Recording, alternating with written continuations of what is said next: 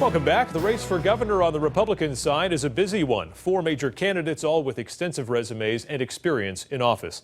But the one you might call something of an outsider is State Representative Frank Edelblut. He's an entrepreneur who built a successful accounting business, and he's been representing Wilton in the People's House up in Concord.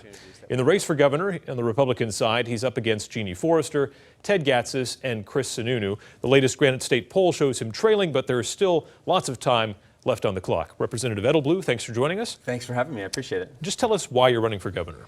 So I'm running for governor really for the people of New Hampshire to try and turn this thing around. So 3 of my children have graduated from college. All 3 of them would love to have good paying jobs here in New Hampshire. But one ended up taking a job in Chicago, one took a job in Washington, D.C. area, Northern Virginia, and one got the consolation prize of New Hampshire Economic Development, which is Boston, kind of close but no cigar. But again, they'd all love to be back here, but we have not done a good job, a good enough job, building good paying jobs for our kids here at home. And so I think we can do something about that. This is 2016, but your bio and your resume is almost classic 2010 of the Tea Party. Do you consider yourself a Tea Party candidate? No, I consider myself a good, solid, conservative business guy who likes to get things done. I mean, that's one of the differences in this race. You know, politicians talk about getting things done.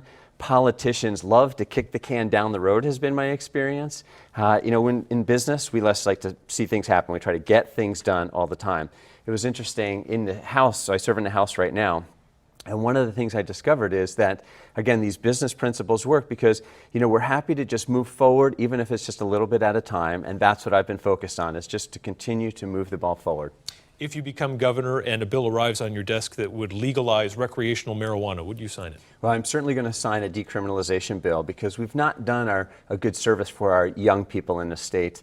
And those who have maybe experimented with marijuana, we don't do them any help by locking them up in prison and incarcerating them. And we don't always necessarily incarcerate them. They may get, you know, a parole or something like that, but they've got that stigma on their record now, and it makes it really difficult for them to access jobs at that point in time and difficult to go forward. So I don't think we need to, you know, ruin their lives through the criminal, you know, prosecutions that we're doing.